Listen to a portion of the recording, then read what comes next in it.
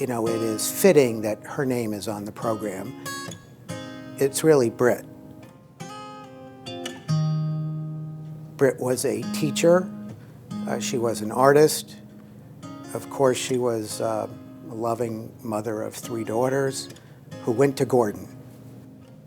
And in her quiet way, she taught the girls and anyone around her about the beauty and power and impact the creative process can have. I mean, that was a big part of her life.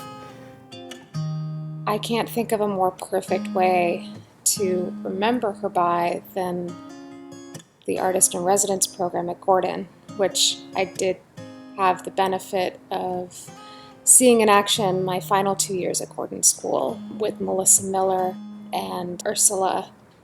And I think it's amazing that Gordon School has kept this tradition alive, and the level to which it exists, I think it's remarkable. Every year I've seen the work of not just the artists, but the work that the children were able to create under the influence of this artist, and it just makes me so proud and happy to be the daughter of the real inspiration for that, both my mother and my father.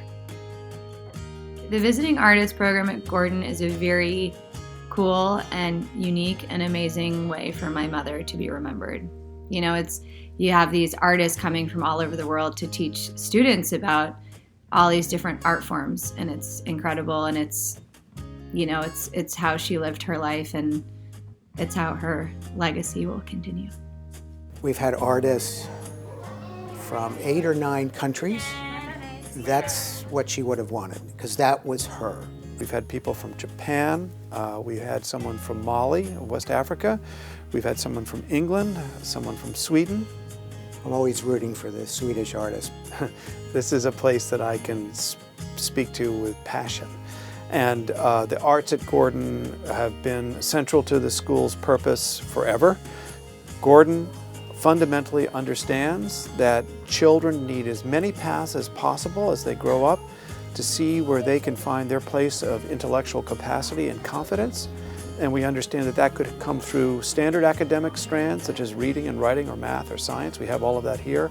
And we also understand that the arts, broadly defined, must be essentially a part of that experience in elementary school. It is not a special thing at Gordon. Art is not special, it's central. When Martha, my wife, and I came into Gordon School, Britt was a really important person for us as we began our work here. After she passed away, Jonathan and I thought a little bit about a way that we could keep her values and her interests alive and vibrant in the school. And so it made sense, given the school's central focus on the arts and Britt's interest in that area, that one way we could memorialize her would be by creating this residency program in her memory. So I'm happy to see this over 2 decades, and I hope I can see it for another couple, and happy for all those kids who will benefit.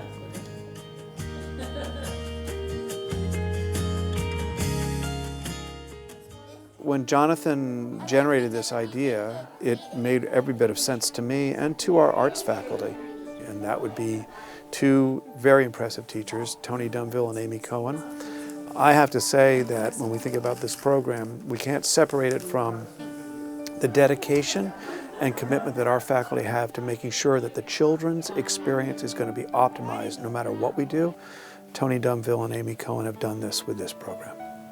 This is very much a teaching residency, and I think it's probably a pretty unique program for an elementary school. And it's lovely to bring in someone who does work that will naturally appeal to students, will ignite their imagination. When I got here the first time, I was so impressed of what the children got. It was like being at art college. We tried to design it so that every child, everyone on campus would have exposure to the visiting artist in some way, either through coming to the lectures or coming to a faculty staff workshop with the visiting artist. The whole community would be exposed.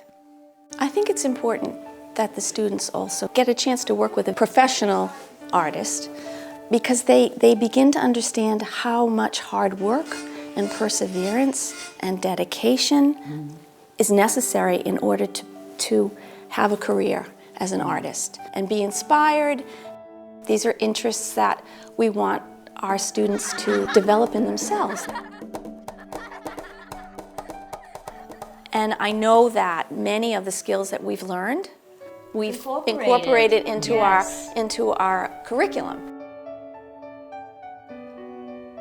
So we had an artist come who was actually an architect. And so we all got to make mini models of green spaces and really, push us to be thinking about how we're building these spaces. And I'll never forget that. The architectural stuff our kids do in 7th and 8th grade now is amazing, and it all came out of that experience. The arts faculty work really, really hard to make sure when the artist arrives that their work is immediately right onto the runway of what the kids are working on.